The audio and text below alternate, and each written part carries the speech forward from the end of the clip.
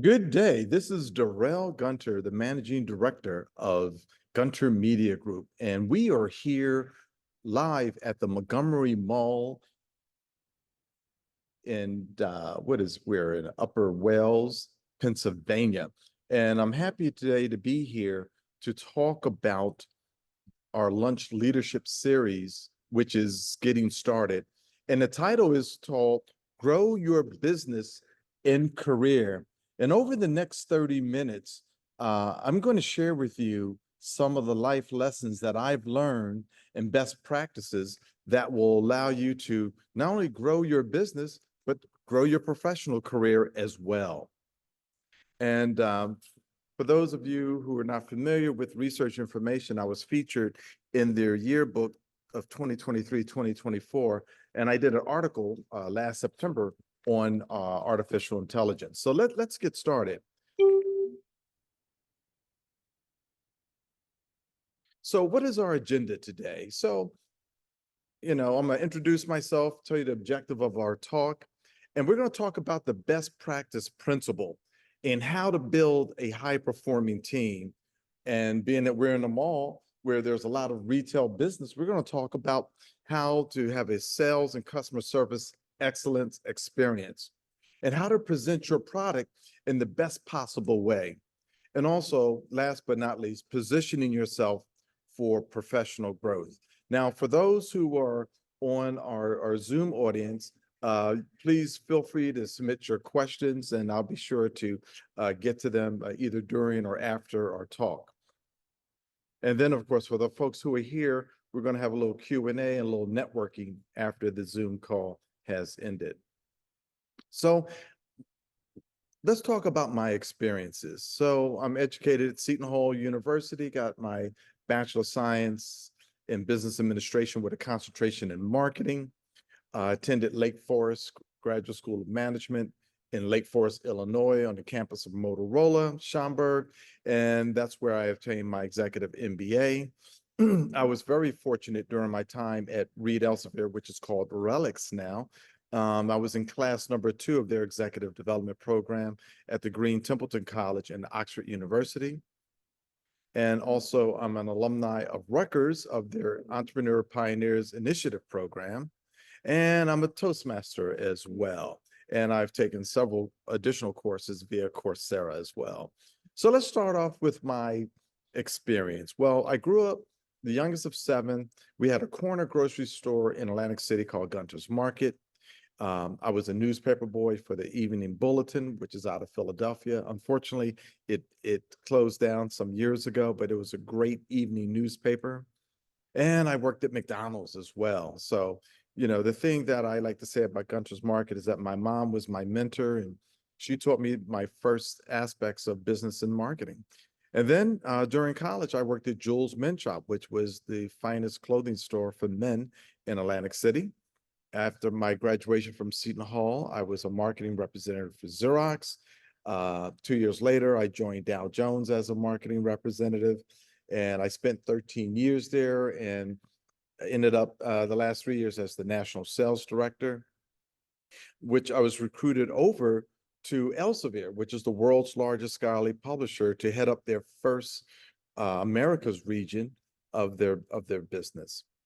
After a very successful career at Elsevier, 11 years, and when I say successful, my team led the region, all 4 regions, all 11 straight years. I joined a semantic technology company using AI, Calexis. Now, this was back in 2007. So Calexis was way ahead of the curve with AI.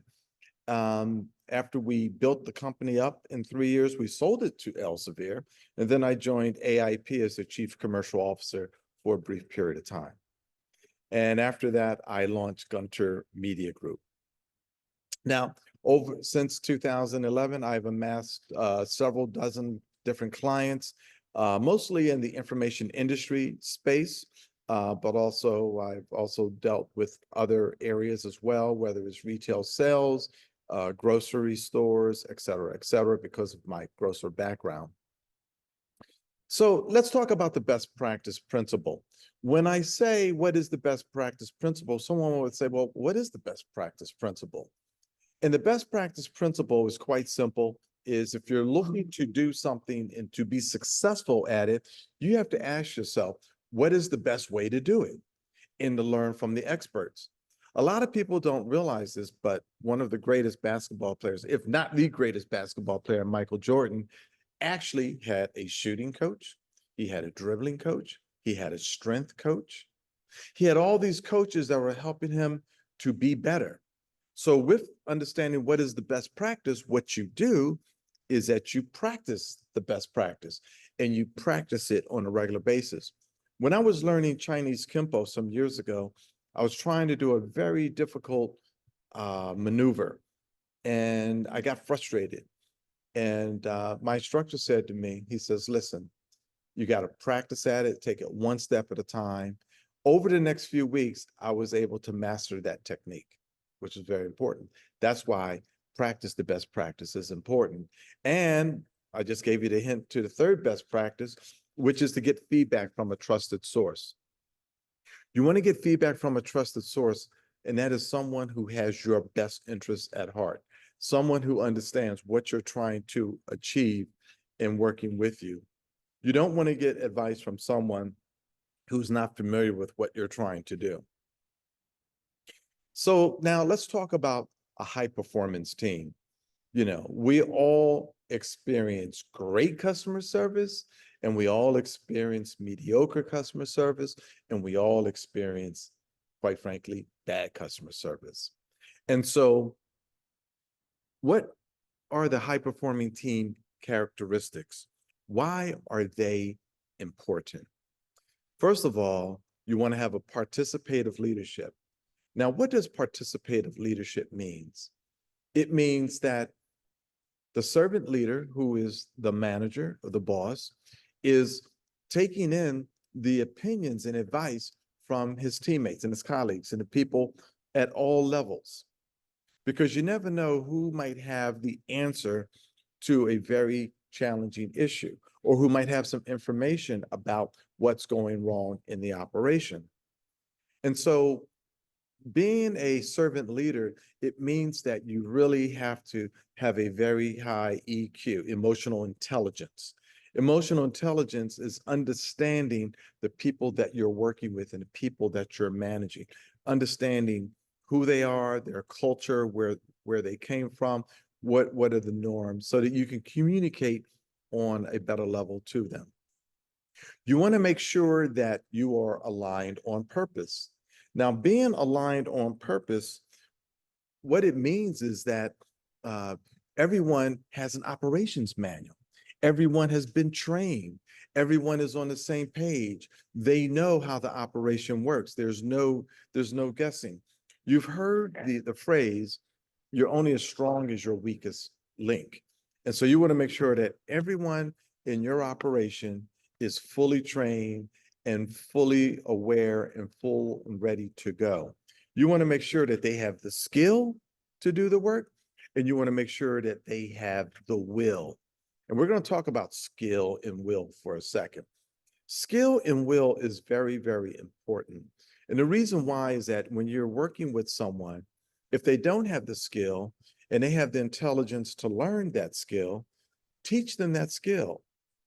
But if they don't have the will to do it, whether they have the skill or not, that is not really good for the organization.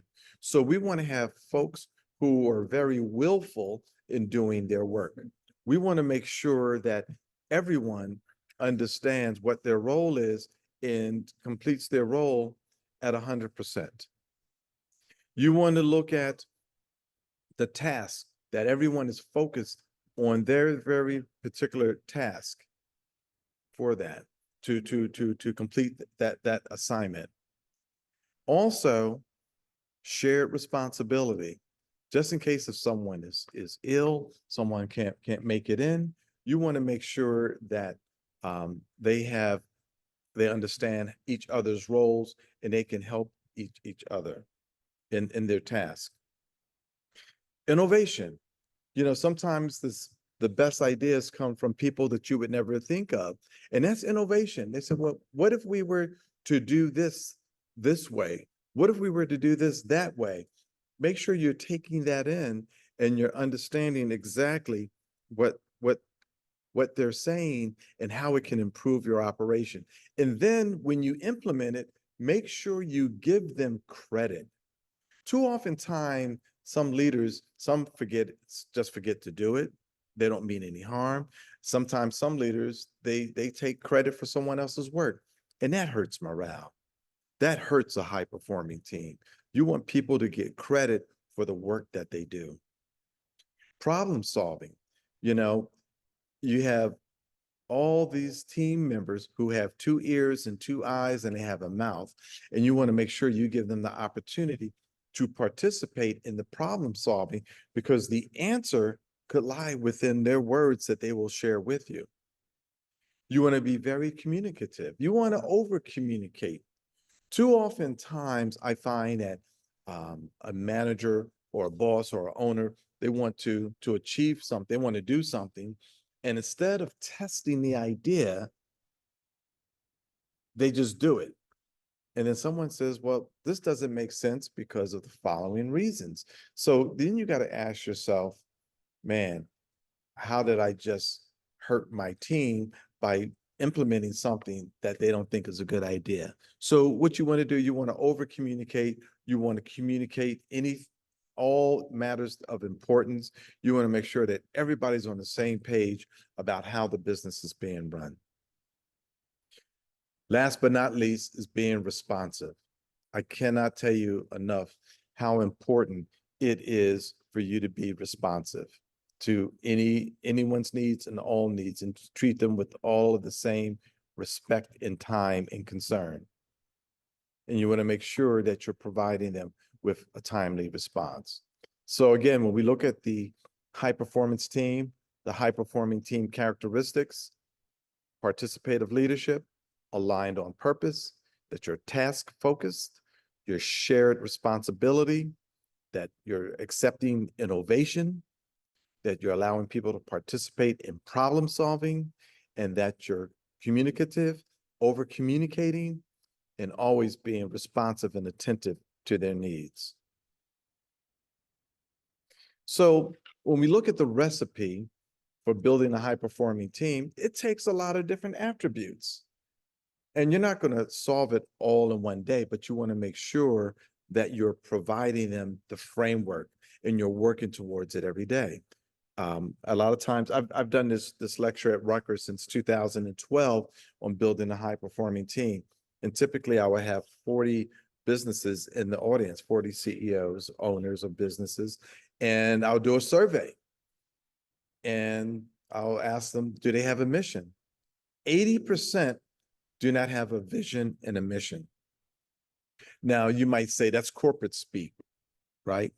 But the thing about it is that when you see a football team, an American football team on the field, and the quarterback is at the center, and the quarterback is calling the plays, they have a mission. They know exactly what play is going to be run, and they're going to run it, and they're going to run it effectively. Same thing with the business. You want to make sure that folks know your vision, what's the mission, and how you're going to operate. You want to make sure that they understand, number two, the strategy, the objectives, and the tactics. The strategy is, okay, this is how we're going to go about attacking this market. Here's our key objectives there. And here are the tactics we're going to use to achieve our objectives. Plan of action, POA. I cannot stress enough the importance of having a plan of action. I like to use a Gantt chart. My wife, Deb, always likes to say, I love a matrix. I love a spreadsheet, because there you're going to have all of the steps laid out over time. Who is going to do it? What needs to be done? Who's going to do it? When does it need to be done? And what does success look like? You want to make sure that you have an organization chart and job descriptions. You know, it's really strange. I work with a lot of companies, and this is an area that they fall down, is that they'll have an org chart, but they don't have the job descriptions. Oh, we have job descriptions, but they're a little bit old. You want to make sure that everyone is aligned So they didn't know exactly what their job is and what's required of them. So the next area is performance objective setting and reviews. You want to make sure that people know exactly how they're doing and giving them feedback. In Phil Jackson's book, Hoop Dreams, I love that book. You know, he talks about taking 10 minutes with a player that might have an issue where he's not going to make a big deal of it. You're going to say, hey, here's what I've noticed. Tell me a little bit more about what's going on. And that's how he was able to manage all of the personalities at both the Chicago Bulls and the Los Angeles Lakers and have that success. So being a CEO and owner, being a servant leader, you know, it's not about you're large and in charge. It is about you having emotional intelligence to work with the people and let them know that you genuinely care about them. There was a manager that interesting enough, his office was in the corner. He had a corner office. And every morning he would walk in and you have to walk through customer service department, sales department, marketing department, but he would never say good morning. And I asked him, you know, it would be great if you just said good morning to folks because you're a nice guy, but people don't know it. They don't realize it because you don't say good morning. So when you think about the performance objective setting and review, you want to make sure that you have that human touch. Operations manual. This is another area that a lot of businesses fall down on, where they don't have the proper operations manual that tells the employees how they're going to conduct business. One of the issues that I find a lot of times is, you know, they don't have escalation procedures. Escalation procedures says as if a customer asks for this and you can only do but so much, who do you refer it to and what's the next step there? So you want to make sure that you have an operations manual, and we're going to talk about onboarding in a little bit. Training and communication. Training, and communication is just so important. Keep in mind that you're only as strong as your weakest link. So you want to make sure that you're providing training, and we're going to talk about that in more details in a second. So let's talk about sales and customer service excellence. So when we think about sales, you think about onboarding training. And onboarding training is going to be on your administration and on your product, your operations manual, your sales training. And I prefer the consultative sales training method that works in any industry, any product very, very successfully. You want to think about the day-to-day management of the team. What is going to be the process for that? You know, again, job descriptions, performance objective setting and reviews, the compensation plan. You always want people to be motivated because they know how they're going to be compensated. Keep in mind that everyone is here to support their families. So you want to make sure that they know that by investing their time with your business, that their family is going to win. Customer service, again, onboarding and training.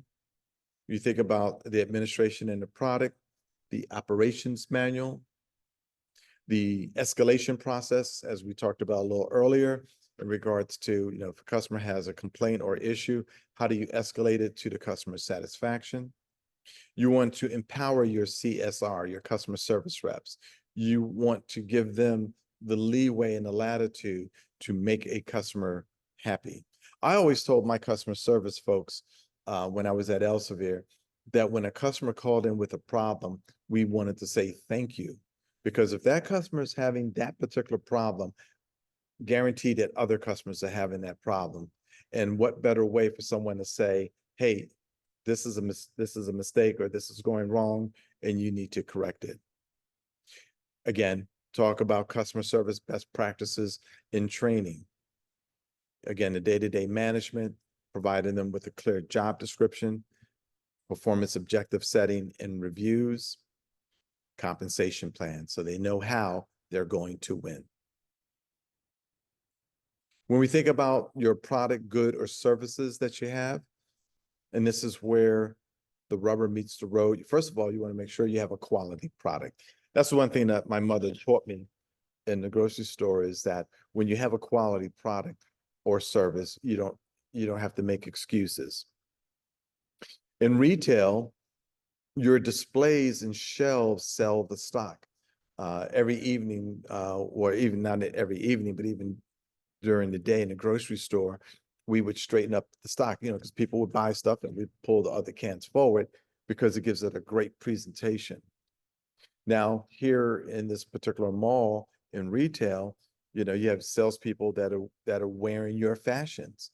When I worked at Jules Men's Shop, they gave us a nice discount off the clothes, and we were encouraged to buy the clothes that they sold because people would see it on a living model, which is great. You want to make sure that folks have name tags and that it's branded appropriately. When you think about your website, you got to think about, can our potential customers go to our website and make a purchase in 2 clicks? Is the website beautiful, and is it easy to navigate? Again, having information about your product make it easy to find, which leads them to a buying decision. Customer references are huge. Whether you're using some influencers on TikTok, Facebook, etc., you want to make sure that customers can see your good references, that they can trust you. Now, let's talk about positioning yourself for professional growth. This is very important. With all that we've talked about earlier, I need for you to define, what is your career objective? What is your life objective? Let's flash forward and think about what it is that you want to do with your life, and start with the end in mind. Tell you a true story. When I was at the Xerox International Management Training Center to do my training for Xerox, the first day after we had to take a test to see if we can stay, and that test was on the product knowledge that we studied in the branch. That afternoon, D. Kennedy was my instructor. I was in a classroom, about 10 people. And he gave us a sheet to fill out. And on the sheet, it says, define your career objective. And the thing that I learned from is that I wrote down, I still have that sheet because I kept it. I said, I want to be a vice president of sales. And years later, I realized that I had set my goal too low, that I should have put, I want to be a CEO, and work towards that. So, define whatever you want to do in your life, you can achieve it. I don't care where you are in your particular part in life, because as you saw in my overview, I put Coursera there. Coursera is on the internet. It's free, and you can learn anything. You're only limited by your own goals and your own aspirations. So you define your career objective, and then you establish a plan of action with micro next steps. Why do I say micro? Micro is gradual. You don't want to set yourself up for disappointment. So you set your goals, and then, it's like walking. If I said I wanted to walk to another city right now, I said I want to do that in 2 hours, that's impossible. But if I said, you know what, I'm going to walk to the entrance of the mall in the next 10 minutes, I can do that. Then I said I'm going to walk to the parking lot to my car, I can do that. Or if I wanted to walk to get something to eat, I can do that. So you want to make sure that you're taking micro next steps that are achievable. You want to understand your critical path to your success. What are the different things that you're going to need to do to achieve your goal? So someone who is in high school and they say, I'd like to be a surgeon. Well, first they got to finish high school, and they may want to take some advanced placement courses in the sciences. Then you got to go to college, and you major in, like, say, biology, psychology, or whatnot. And then, of course, you have to take the GMAT or the GRE or whatever the appropriate test for medical school. And then you apply to medical school, and then you go to medical school, right? And then after medical school, you graduate, you get the entry-level position, and then you move on from there. Everything in life is about steps. It's about, and with those steps, the thing that folks realize is that you get experience. My stepdad, Deacon Moore, would always say, when you're climbing the mountain of life, it's the rough spots that give you something to hold on to. And that was just so profound that he said that, like 30 years ago to me. And it helped me to understand where I was in that particular point in my life and what I needed to do. And I learned so much from those rough spots. Be a lifelong learner. Always be curious. That is so important, to be a lifelong learner and to be curious. The beautiful thing is, when I was in college, there was no internet, there were no laptops. But now you have the most powerful tool, and that is your phone. And on this phone, you could do so much. You want to leverage YouTube. There's a video on everything. And I'm working on my cooking. So, so I watch a lot of YouTube videos on that. As I said, there's Coursera, there's Khan Academy. And the thing that employers have recognized, and for those who do Coursera, if you want to get a certificate and put it on LinkedIn, they just charge $75.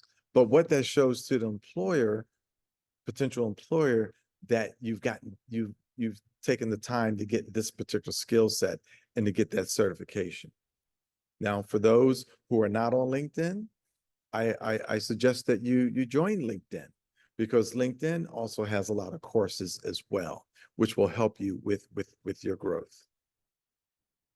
Mentoring is so good. And, you want to select a mentor, someone that you can learn from, someone that you trust, someone that has knowledge about what you want.